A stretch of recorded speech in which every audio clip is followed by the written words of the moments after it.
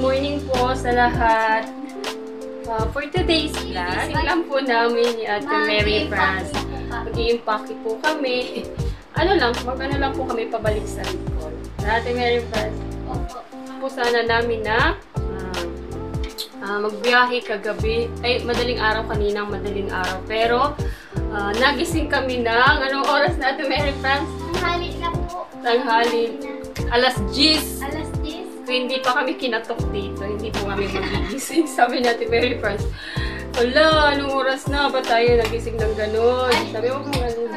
Tapos kaya yung po. So, balak namin na mamaya na lang po ng hapon mag-travel. Balik sa Bicol po. Para umaga po, nandun na po kami. So, masusundo po kami ni Kuya Joel sa dahil. Kikisuyo po kami nasunduin kasi kapag may tricycle naman po tsaka jeep pero nakakapagod po kapag pila-pila ka po. Lalo na kapag matagal yung biyahe po. Kaya po, samahan niyo po kami mag-prepare. Hindi naman po kami yung dati pa rin po, pero mag-additional lang po ako sa mga damit ko kasi diba sabi ko nga po nung nakaraan na sa una kong vlog, wala po ako mga kadamit-damit. Pero bago kami mag-prepare, kakain muna po kami. Breakfast tsaka lunch na rin po. Kasi mag-11 na po. So sa Ate Mary France, nag-prepare na siya ng yung mga module niya. So pero, magkakain muna po kami. Salamat po sa mga nanonood ng vlog namin ni Ate Mary France. Thank you so much po. And, ayan po, tara po, kakain muna po tayo. Few moments later. Ipansok yung ate sa hawak mo. May Jacket! May jacket ako na yun. Ay, mali po. Pag yung dati pa lang. Ito po. Ano na yun eh. Ito po yung additional na damit ko na dadalhin. Kunti lang po kasi babalik din po ako dito ngayong December. Balik kayo dati. Sama ka? Sama ka? Tinatanong niya ako kung babalik daw ako. Sabi ko oo. Sabi ko sasama ka. Hindi siya nakasagot. Hindi, kasi hindi ko din alam eh. Kasi baka hindi na siya payagan ni Ate Diskay niya. Christmas ko baga. Ayun, may pasalubong si Ate Mary France na binili kahapon. Kay Sir Alden niya. Mabili pa akong ito. Ay, bismillah. Mabili pa akong ito. Ayan. Made dito yan sa Balanga. Sa Balanga, Bataan. Mr. Cornec. Saka yung wallet niya. May pera pa dito eh. Tcharan! Joke lang. Sa kanya to. Ayaw kong tumingin. Baka, ayan. Prepare pa po akong dito, cabinet. So, ganito lang po ang damit ko. Lagayan yung orokan. Orokan. Yun na yan. Ipignan natin. Alisin mo na.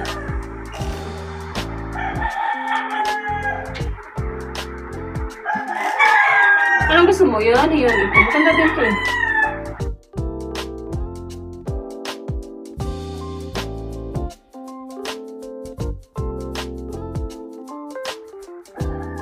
Many hours later. Continuation. Mag-hi ka. Hi!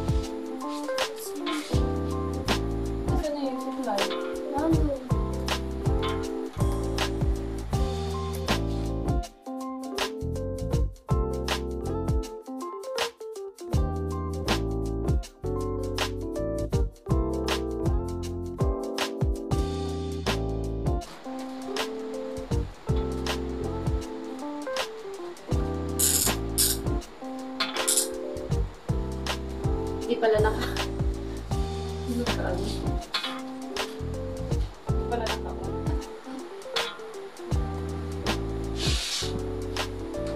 mami, cut na ako, ate. Bala ka, ate. Dali natin. Mag-up na tayo at kita ay mabalik na sa pintuan.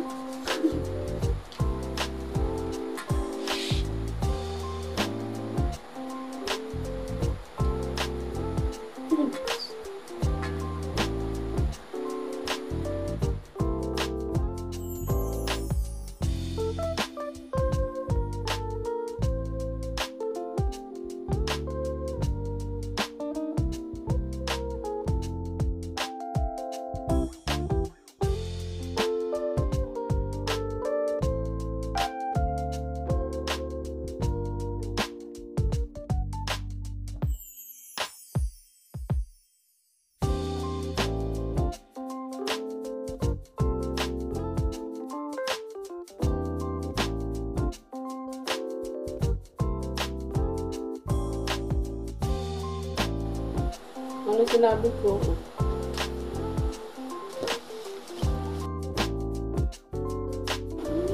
So, hindi po ako nag-ano lang kung ano-ano. Kahit natin, kailangan natin mag-makeup para maano yung... pero hindi ako. Kapag nagbibiyahe po kasi hindi. Ito lang yung nilalagay ko. Ayan lang po yung nilalagay ko. Para magpang-moisture. That's it po.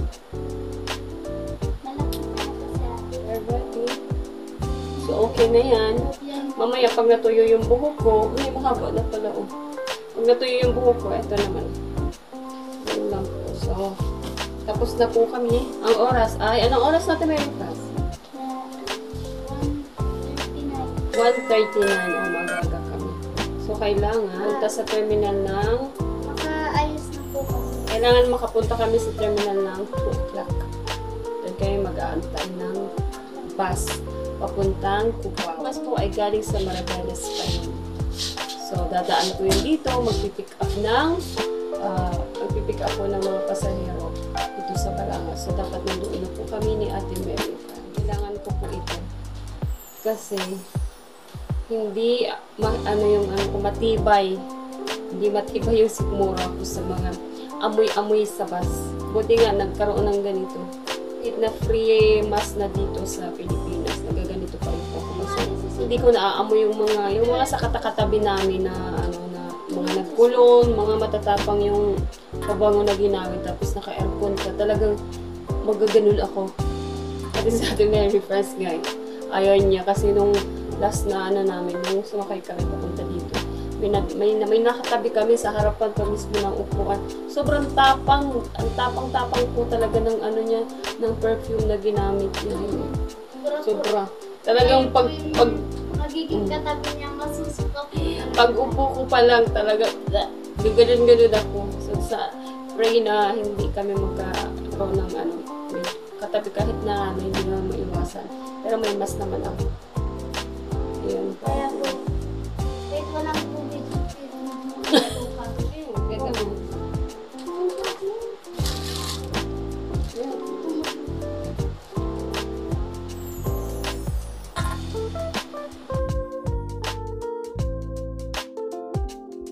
Hindi nila maintindihan yung amay. Sige nga. Maaga. Maaga. Amay, maaga ate. Amay. Oo nga, hindi man nila maintindihan. Hindi naman lahat ng dito, viewers, di ba mga atis kuyas, hindi naman po kayo lahat ay Bicol. Ate Mary Friends talaga. Pinapahirapan sila.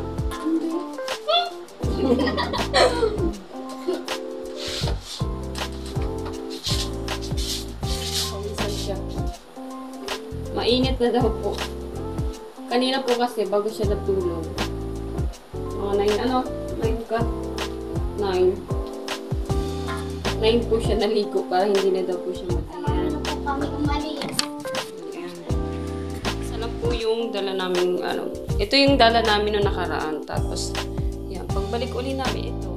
Napunta na po kami sa terminal ngayon ni Ate Franz. Nagpahatid po kami sa asawa ng pinsang ko para mas madali hindi na kami mag-abang ng tricycle papunta ng terminal. Yeah, mga 8 minutes lang po nandoon na po kami. Ito naman po yung terminal ng Genesis. Puro Avenida po dyan, malapong Cubao. So, Cubao lang po kami. Sasakay ni Ate Mary France para hindi po kami mahirapan sa pag-transfer papuntang bus ng Bicol. Ayan, nalampasan po natin yung SM Bataan. Sa una-unahan po, ayan, Bataan Transit na. Dito po kami sasakay ni Ate Mary France. Hindi alam ni Ate Mary France kung excited ba siyang umuwi o magi-stay na lang daw siya dito sa Bataan. Kunin na po namin yung mga gamit na dadala namin. At nagpasalamat na rin kami at nagbabay sa asawa ng pinsan ko. Kunti pa lang yung tao dito sa bus na nasakyan namin. 3 o'clock yung alis ng bus na to. Dito na kami sa unahan sakay para mas madaling bumaba. Nasa unahan lang po kami. Sa 3 o'clock na.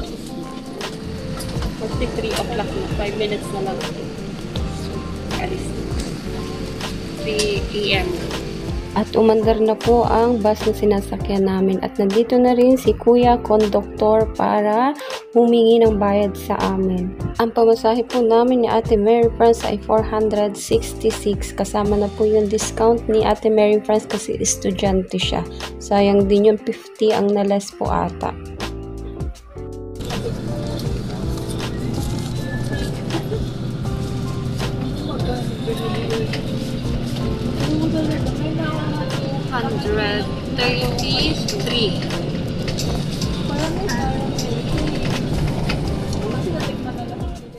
At tulog na naman po ang Ate Mary France.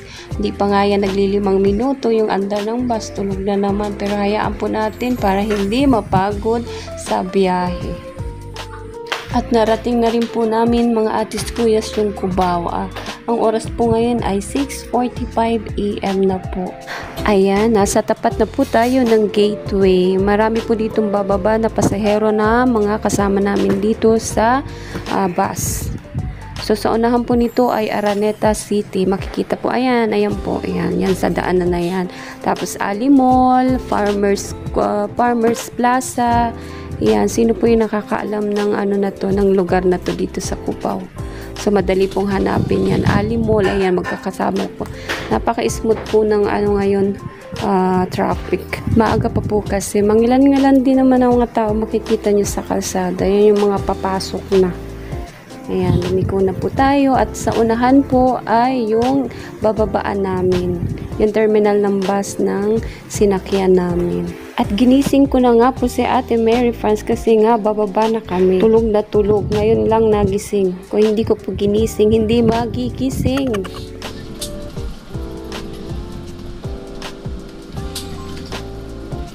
Good morning.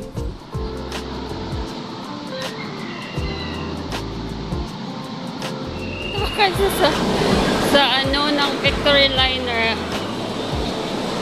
So yung sasakyan po namin ay nasa kabila. So aray ko. Iyan, Superline. Ito po yung sasakyan namin. Tapos wala na after nito. 9 hours kaming magbibiyahe. Tapos ayun, ito. Nag-breakfast muna kami ni Ate Mary France ng paborito niyang kape at saka biscuits. Habang kami ay nag-aantay sa oras ng biyahe namin. Limutak po pagtulog. Ano mayroon Sakit ka? ate sa likod no? Hindi nakakita. Sabi niya sa akin, nagtatanong siya kung gumulong ba siya papunta sa akin. Hindi na naman po niya alam. Anong yan? Grabe yung eyebag ko. Grabe eyebag ko. Patindihan natin ibang. Eyebag to? Ano to? Ayan, pimples. Pimples dito. Yung eyebag dito. Pag ngumiti ka din. Oh, yan. Eyebag ka din. Yan. Yan ang tinatawag na bag. Kita, ay, tapos bag. Ako po ka meron ayun Hangit yun natin. Dali at Ayan po mga atis puyas. Nakapila po ako ngayon para sa ticket namin ni Ate Mary France. So, kailangan kong kumuha ng ticket kasi yun na yung ngayon para sa may aircon na bus. Pag ordinary po, hindi na po kailangan ng reserve. Pa-reserve ng upuan. So, darating po yung bus ngayon 9:30 daw po. So, kailangan po na makakuha po ako ngayon para doon po kami sa unahan ni Ate Mary. I got the ticket for 2 of us. So, 977 doon. Ayun o. 20, ayun o. Ang MMDA ay bagamat ang concentration nila ngayon, At ito na nga po yung last namin na bus na sasakyan papunta ng Bicol. 12 hours later.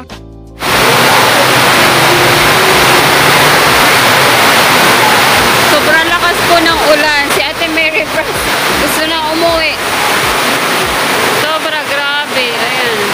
May isang bus na paalis. Pero sobrang lakas. Nakikita nyo po yan mga atis kuyas. Ayan. Grabe. May bagyo daw po na paparating kasi ngayong gabi. Buti nandito na kami sa Daet Terminal po. Nagpe-pray po si Ate Mary France kasi natatakot siya. Sobrang lakas po kasi ng ulan. At sa wakas po, nandito na po si Kuya Joel. Thank you po for watching.